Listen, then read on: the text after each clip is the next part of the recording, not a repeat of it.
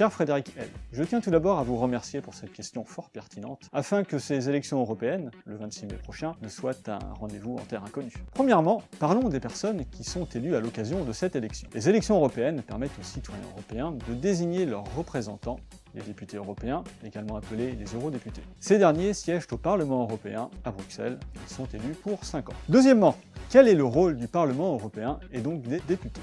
En tant qu'institution représentative des institutions européennes, le Parlement constitue la base démocratique de l'Union européenne. Il est associé au processus législatif européen et exerce un contrôle politique sur les autres institutions de l'Union. Les députés européens ont donc 3 pouvoirs. Un pouvoir législatif, un pouvoir de contrôle, mais également un pouvoir budgétaire. Troisièmement, le scrutin. Avec une nouveauté cette année, l'abandon des 8 circonscriptions régionales en vigueur depuis 2004, pour un retour à une unique circonscription nationale. Chaque parti présentera donc une liste de 79 candidats avec une tête d'affiche chargée de l'incarner dans les médias. Au niveau du mode de scrutin, il se déroule en un seul tour. À la proportionnelle, en clair, plus un parti obtient de suffrages, plus il obtient d'élus, à condition d'obtenir au moins 5% des voix. Avant-dernier point, comment faire pour voter? Il faut être âgé d'au moins 18 ans et être inscrit sur les listes électorales. Vérifiez bien que vous l'êtes auprès de votre mairie.